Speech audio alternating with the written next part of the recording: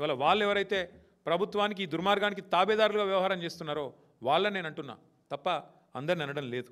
ఇంకొక మాట కూడా నేను చెప్తా ఉన్నా, అసలు ఆ డెక్కన్ సిమెంట్స్ డైరెక్టర్ని ఇప్పటివరకు పిలిచి విచారించిండ్రా? స్టేట్మెంట్ రికార్డ్ చేసిండ్రా? నీ తలకు తుపాకి ఎవడు పెట్టిండు? రోహిన్ రెడ్డి పెట్టిండా? ఓఎస్డి సుమంత్ పెట్టిండా? అడిగినరా? ఎందుకు అడుగుతలేరు? ఏమొచ్చింది మీకు అడ్డం? మంత్రి ఉత్తమ్ కుమార్ రెడ్డిని పిలిచిండ్రా? ఎవరిని పిలవలేదు. ఈ మొత్తం వివాదానికి కేంద్ర బిందువే ముఖ్యమంత్రి. ముఖ్యమంత్రి ఇప్పటివరకు నోరిపుతలేడు. పలుకే బంగారం ఆయన అన్నట్టు మాట్లాడతలేడు. అంటే ఆయన మాట్లాడకపోతే ప్రజలు మర్చిపోతారు అనుకుంటుండే ఏందో మరి. మొత్తం ఆయన మీద ఆరోపణలు వస్తుంటే నిజంగా చెప్తున్నా, ఇంత అసమర్థ ముఖ్యమంత్రిని స్వయంగా మంత్రి గారి కుమార్తెనే నిన్ను పట్టుకొని తుపాకి ఇచ్చినావు అన్నాక నీకేమైనా సిగ్గుంటే, నీకేమైనా ఇజ్జత్ ఉంటే, రేషం ఉంటే రెండిట్లో ఏదో ఒకటి చేయాలి. బయటకు వచ్చి చల్ నువ్వు మాట్లాడే తప్పని చెప్పాలి, లేదా నువ్వు మాట్లాడిన తప్పు కాబట్టి నేను తీసిపారేస్తున్నాను మంత్రిని బర్తరఫ్ చేయాలి. ఇట్లాంటి పనికిమాలిన చెత్త ముఖ్యమంత్రి నా జీవితంలో చూడలేదు నేను. ఏది చేత కాదు, పరిపాలన చేత కాదు, సంక్షేమము చేత కాదు, మంత్రులను నియంత్రించే చేత కాదు, ప్రజలకు సంక్షేమ ఫలాలు అందించేది చేత కాదు. అందుకే నేను అనేది, ఈ సెటిల్మెంట్ల ముఖ్యమంత్రి, ఈ దావుద్ ఇబ్రాహీంకి కజిన్ బ్రదర్ లాంటి ముఖ్యమంత్రి ఎవడైతే ఉన్నాడో ఈయనను వదిలించుకుంటే తప్ప తెలంగాణకు పట్టిన శని, తెలంగాణకు పట్టిన దరిద్రం పోదు. తప్పకుండా నేను జూబ్లీహిల్స్ ప్రజలకు కూడా విజ్ఞప్తి చేస్తూ ఉన్నా, రాష్ట్ర ప్రజలకు కూడా విజ్ఞప్తి చేస్తూ ఉన్నా, ఈ అరాచకానికి అడ్డుకట్ట వేసే శక్తి మీకు మాత్రమే ఉంది ప్రజాస్వామ్యంలో. ఎస్, వీళ్ళ బరితెగింపుకు, వీళ్ళ విశృంఖలత్వానికి, వీళ్ళ అవినీతి ఏదైతే ఇవాళ పతాక స్థాయికి చేరిందో దీన్ని తప్పకుండా అడ్డుకట్ట వేసే బాధ్యత ప్రజలే తీసుకోవాలి. మేము కొట్లాడతాం. బీజేపీ ఎట్లాగో అమ్ముడుపోయింది వీళ్ళకి, ముఖ్యంగా బీజేపీ కాంగ్రెస్ ఇవాళ జాయింట్ వెంచర్ గవర్నమెంట్ నడుపుతున్నాయి. ఇక్కడ అందరికీ తెలుసు, BJP Congress joint venture government నడుస్తుంది తెలంగాణలో. ఇది అక్షర సత్యం.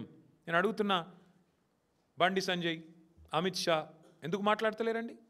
ఓపెన్గా ఇంత జరుగుతుంటే, ఐఏఎస్ అధికారులు రాజీనామాలు చేస్తుంటే, పారిశ్రామికవేత్తల తలకు తుపాకులు పెడుతుంటే, పోలీసు వాళ్ళను మంత్రులు తరిమి కొడుతుంటే ఇంటికి పోతే ఎందుకు మాట్లాడదు బీజేపీ?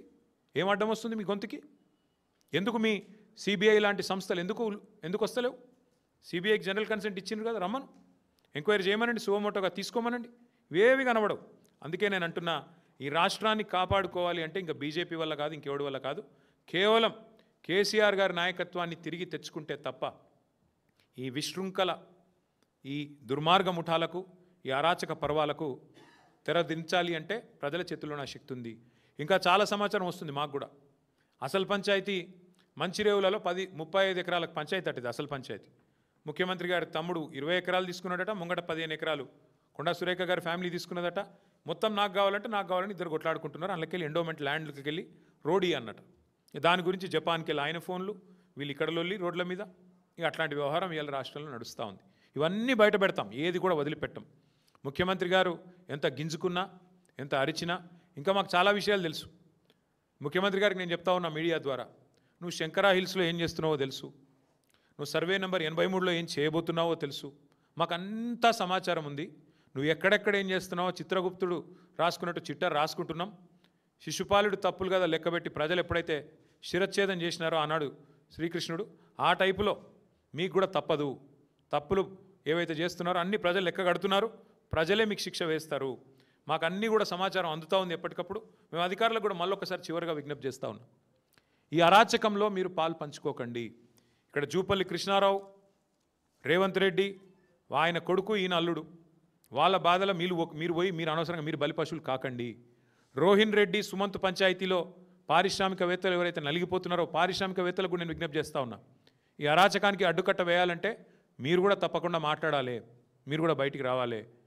అందుకే భారత రాష్ట్రం తరపున మేము డిమాండ్ చేస్తూ ఉన్నాం, పోలీస్ యంత్రాంగం స్పందించాలి, ఏం జరిగిందో చెప్పాలి, తుపాకీ తెచ్చిందేవడో చెప్పాలి, తెచ్చిన ఆ తుపాకీ రాముడేవాడు, రోహిన్ రెడ్డా, సుమంత తెలవాలి, ఇచ్చినోడేవాడు అది కూడా తెలవాలి.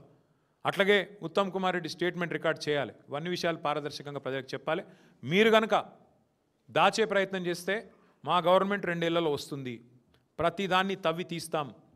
మేము కూడా ఖచ్చితంగా ప్రతిదానికి మిమ్మల్ని ఎవరెవరైతే అధికారులు రిటైర్మెంట్ అయినా తీసుకొచ్చి కూర్చోబెట్టి మళ్ళీ బాధ్యత వహించే విధంగా చేసే రెస్పాన్సిబిలిటీ మేము తీసుకుంటాం. ఈ విషయం మర్చిపోవద్దు, దయచేసి అరాచకత్వానికి అండగా నిలవద్దు అధికారులకు కూడా చెప్తూ, తప్పకుండా అన్ని విషయాలు ప్రజాక్షేత్రంలో మీడియా కూడా ఎప్పటికప్పుడు బయట పెట్టాలని, ఈ అరాచక పర్వానికి అడ్డుకట్ట వేయాలని చెప్పి కూడా మిమ్మల్ని మీడియాను కూడా సహకరించాలని కోరుతూ ధన్యవాదాలు.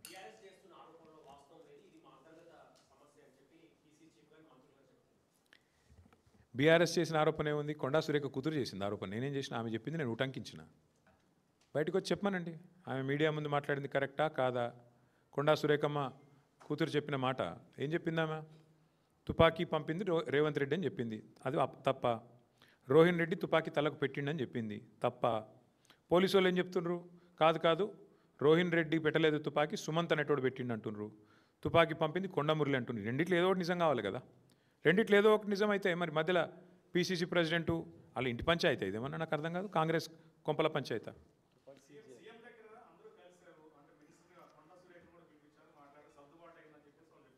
అదే సెటిల్మెంట్లకు అడ్డాగా మారింది ముఖ్యమంత్రులని నేను చెప్తున్నాను. ఏం సర్దుబాటు ఇంతకీ? అంటే మా వాటా మీ వాటా కుదిరింది. చాలా విచిత్రం ఏంటంటే మీ మీడియాలో ఒక వార్త వచ్చింది, నేను చూస్తాను, నవ్వుకున్నది. ఇదంతా టాస్క్ ఫోర్స్ పోలీసుల అత్యుత్సాహం వల్లే అంట. అంటే వాడు దోచుకున్నది బాగానే ఉంది, వీడు తుపాకీ పంపింది బాగానే ఉంది, పారిశ్రామికవేత్తకు తుపాకీ పెట్టింది బాగుంది, కానీ పోలీసు వాడు దొంగ ఇంటికి పోతే మాత్రం తప్పైందంట. పోలీసు వాళ్ళు వాళ్ళ డ్యూటీ చేయబోయి దొంగ ఇంటికి పోయి దొంగను పట్టుకునే ప్రయత్నం చేస్తే మాత్రం పోలీసు వాళ్ళ అత్యుత్సాహం వల్ల జరిగిందంటే ఇదంతా. అంటే ఎంత చండాలం, ఎంత అరాచకంగా ఉందో ఈ రాష్ట్రం, ఈ పరిపాలన. ప్రజలు మొహం మీద ఉంచిన చివరికి తుడుచుకొని పోయేంత. నేను అడుగుతున్నా, రేవంత్ రెడ్డి కంటే బలహీనమైన ముఖ్యమంత్రిని ప్రపంచంలో మీరు ఎక్కడైనా చూసినరా? ఒక మంత్రి కుమార్తె నిన్ను సీదా అంటుంది ముఖం పట్టుకొని, నువ్వే తుపాకి ఇచ్చినావు అని. నువ్వు ఆ మంత్రిని తీసే దమ్ము కూడా లేదు నీకు. నువ్వేం ముఖ్యమంత్రివా? నాకు అర్థం కాదు. నువ్వు ముఖ్యమంత్రివా? గింత అసమర్థ, గింత పనికిమాలిన నీ సొంత క్యాబినెట్లో పనిచేసే మంత్రికి నువ్వంటే గౌరవం లేదు. ఏ ఒక్క మంత్రికి లేదు, పని ఆమెకే కాదు, ఏ ఒక్కడికి లేదు. జూపల్లి కృష్ణారావు నీకు వ్యతిరేకంగా ఉత్తరమే రాసిండు, ఆయనని తీయలేవు. కోమటిరెడ్డి వెంకటరెడ్డి తెల్లారలేస్తే నేను పక్క తీసుకుపోయి తిడుతూనే ఉన్నాడు, ఆయనను ముట్టలేవు. నువ్వేం ముఖ్యమంత్రివా? నాకు అర్థం కాదు. ఒక్క మంత్రికి నువ్వంటే గౌరవం ఉందా? ఒక్క మంత్రి శాఖ మీద నీకు పట్టుందా? పంపకాల్లో వాటాలు పంచాయతీలు తప్ప ఏముంది చెప్పండి ఈ రాష్ట్రంలో? Thank you. చూద్దాం, నవంబర్ 14 రోజు మాట్లాడదాం. నవంబర్ 14 రోజు అన్నీ మాట్లాడదాం. ఎవరు చెప్తే ఏం జరుగుతుంది, తర్వాత ఎవరి జాతకాలు ఎట్లుండబోతున్నాయి, ఎవరు ఎక్కడ ఉండబోతున్నారు, 14 నవంబర్ రోజు మాట్లాడదాం. ఇవాళ ముఖ్యమంత్రి, ఆయన ముఠా, ఆయన దండుపాలెం బ్యాచు వాళ్ళ యొక్క అరాచకాల గురించే ప్రెస్ మీట్ పెట్టిన. రాజకీయాలు, మిగతా విషయాలు, ఎన్నికలు మంచిగా సావధానంగా మళ్ళీ మాట్లాడుకోవడానికి బోలెడు సందర్భం ఉన్నదే చెప్పిండు. ఖార్గే గారు పెద్ద మనిషి, ధన్యవాదాలు.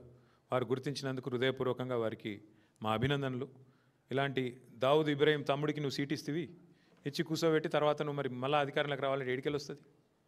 నెక్స్ట్ గిట్లే ఉంటుంది. ఇలా ఇందిరమ రాజ్యం లేదు, ఇక్కడ మాఫియా రాజ్యం నడుస్తుంది. ఈ మాఫియా రాజ్యంలో మళ్ళీ మాఫియా రాజ్యంతో తిరిగి అధికారంలోకి వస్తామని అనుకుంటే ప్రజాస్వామ్యంలో అది అయ్యే పని కాదు. ఖార్గే గారు పెద్ద మనిషి, దాదాపు 87-88 ఏళ్ళు ఉంటాయి ఆయనకి, చాలా అనుభవం ఉన్న పెద్ద మనిషి. వారికి హృదయపూర్వకంగా మా అభినందనలు, వాస్తవాన్ని గుర్తించినందుకు, గుర్తెరిగినందుకు, అంగీకరించినందుకు. ఎక్కడ నేనేమంటున్నా భాయ్ సాబ్, ముఖ్యమంత్రి ఇంటెన్కనే తుపాకులు పట్టుకొని తిరుగుతురు. గట్కేశారు, పిట్కేశారు, ఏం పాడైందల్లా. ముఖ్యమంత్రి ఇంటెన్క సెటిల్మెంట్లు అవుతున్నాయి, తుపాకులు నెత్తులకు పెడుతుర్రు. ఇక దాని గురించి దిక్కులేదా అంటే నువ్వు గట్కేసర్లు అయింది, పిట్కేసర్లు అయింది. ఏం చేద్దాం? రాష్ట్రం మొత్తంలో డే లైట్ రాబరీలు అవుతున్నాయి. చందానగర్లో మొన్న జ్యువెలరీ షాప్ మీద పడి డే లైట్, అక్కడ డే లైట్ రాబరీలు అవుతున్నాయి. ముఖ్యమంత్రి ఇంటెన్క కూడా డే లైట్ సెటిల్మెంట్లు అవుతున్నాయి. గంతే తేడా, ఏం లేదు. ఆడ చిన్న దొంగలు, ఇక్కడ పెద్ద దొంగలు, గంతే కదా, ఏమున్నది. Thank you. పత్రికా మిత్రులందరికీ